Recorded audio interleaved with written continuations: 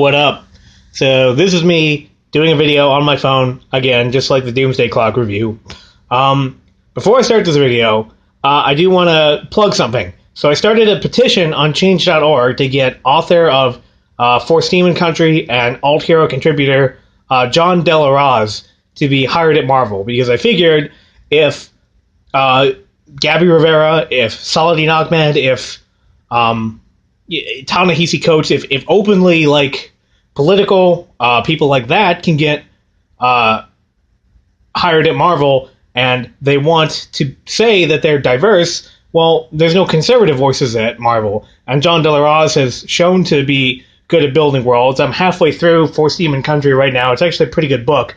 And it seems like that he would be a natural fit for that kind of thing if they wanted to actually be diverse. So I actually don't know really how to make videos on my phone. So this is going to be kind of new for me. I'm going to try to include a link in the description. And I want to do a full video about this later, but the problem is that my computer, it turns out that there's a huge backlog of updates, and OBS Studios won't work on it if it's not updated. So basically, that video is going to have to get put off till probably tomorrow. But so this is sort of a fill-in video. So this is Captain KRONOS.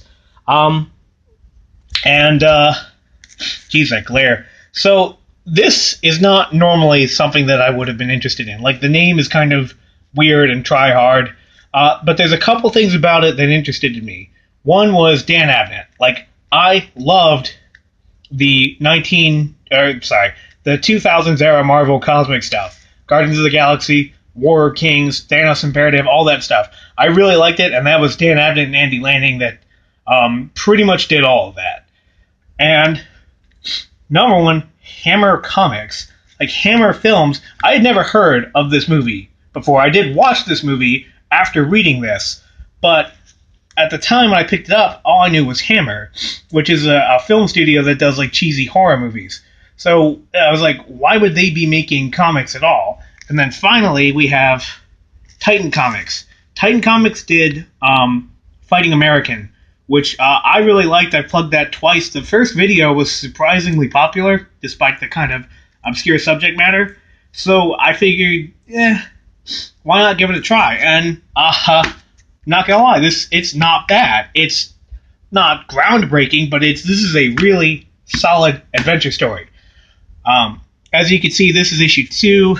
This one is issue 3. This is not the only cover for issue 3, in case you're wondering. But so yeah, I don't really know how they got Dan Abnett. Tom Mandrake, I don't know who Tom Mandrake is. But Dan Abnett, he's been a big-time writer for a long time, and I almost wonder if he did this solely because he just really liked the movie. The movie, like I said, I saw it in order to kind of do this review. It's okay. It's not something I would build a franchise around, but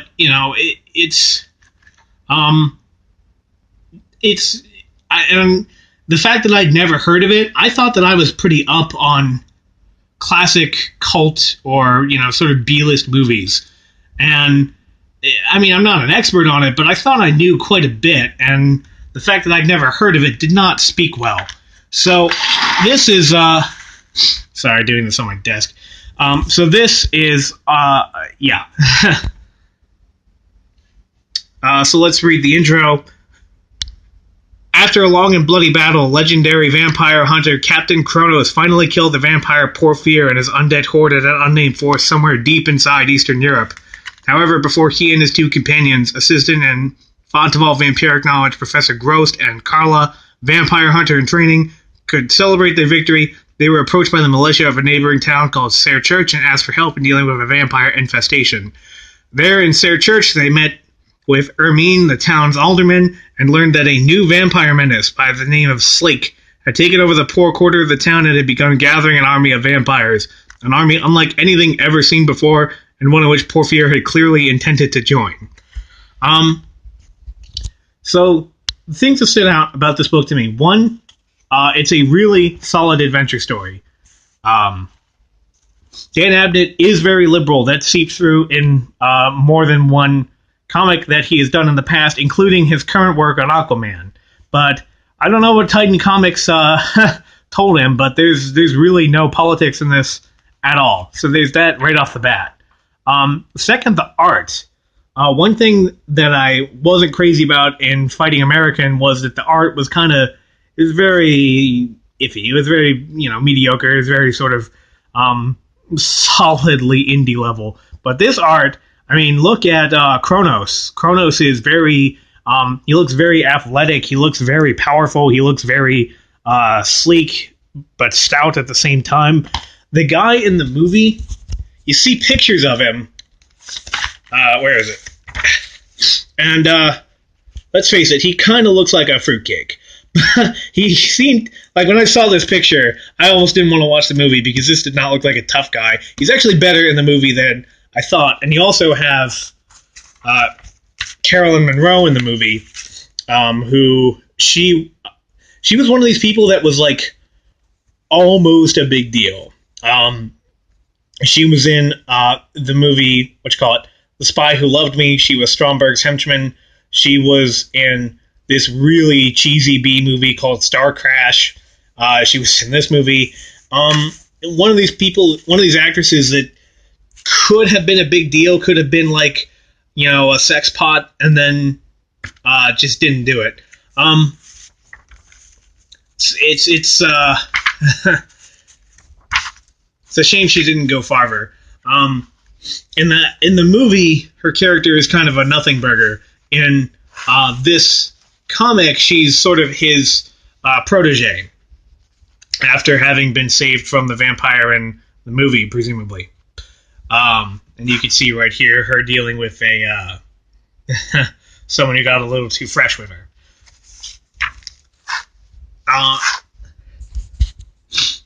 But yeah, that was the main thing that got me, was just that, just how cool KRONOS looked, and how the tension and the action in the book itself. So we see here, these are vampires that come out during the day, which actually in the movie they come out during the day too, so, whatever. But they're immune to silver, they're immune to fire, they're immune to getting staked through the heart, they're immune to everything except getting decapitated, which of course is not easy. You also notice, at first I thought this was kind of cheesy, but it sort of grew on me. He has both a cutlass and a katana. and unless I missed something in the movie, it's never explained how that happened. He just somehow has a cutlass and a Eastern katana. I don't know how that happened, but so we see KRONOS, and as we saw in the overlong introduction, they learned about these vampires, and he sort of recklessly goes after them himself. It's supposed to be a reconnaissance mission, but it doesn't go well, and he meets all these vampires that are immune to being killed in almost every normal way. And so he finally meets the head vampire, Slake, who is this massive... Gosh, that glare, I'm so sorry. This massive, really evil-looking vampire. So then we get the third issue, which just came out, I think, either last week or the week before that. So they should still be in stores. See what I mean about how she could have been a big deal? Yeah. So then, same team, obviously. And KRONOS and Slake face off, and the only thing that KRONOS is able to find out about Slake is that while he's really tough, he does have all of the traditional weaknesses of a vampire. The only problem is that he has this huge-ass army that isn't, so it's not really much of a weakness. Just look at these scenes. Look how dynamic they are. Look how action-packed they are. Look at how the energy here. It's like... it's not as super detail-oriented as, say, something Ethan Van Sciver would do, or something a lot of other artists at DC or Marvel would do, but it's very effective at getting across what's going on. More of this. So he finally is able to make it out, but obviously is not able to kill either the vampire or his practical army of undead minions. So I'm not gonna lie. When I was watching the movie, I was sort of dipped in and out, so I sort of missed some big plot points. Not really 100% sure if like he's a vampire because he got bit by one, but he doesn't seem to really be a vampire. His sister and mother both got killed by a vampire, which is why he hates them so much, and he also tries to right other wrongs as they happen.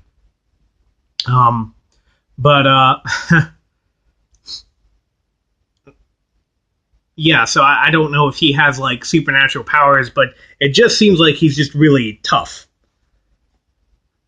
Once again, we get this really cool scene of him jumping out the window, the really cool scene of his female companion, whose name I forgot,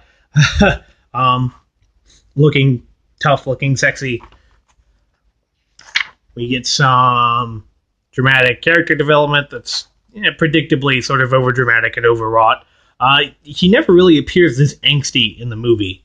It's sort of a more solemn, sort of quiet pain that he bears. But, and like I said, he's just not this big or this stout in the movie. He's much, like, thin, kind of skinny guys with feathered hair was like a thing in the 70s, and you can see that luckily they have not emulated that style for the comic. And then finally, this one ends with them getting suddenly confronted by the vampiric horde all over again. So, yeah, this is something that I knew nothing about going into it. But it did make me want to pick up more issues. It did make me want to watch the source material.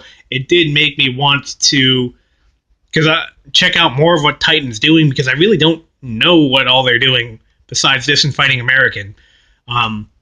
So yeah, tell me what you thought. Tell me if you want to buy this or see the movie, or tell me if you know more about the movie and more about the history of it. They do, for those that are big into the movie, provide like this full history of it, about various elements of it. I'm not gonna lie, I didn't read it because I don't really care that much. Oh, this scene in the movie though, this fight scene, that was actually really good.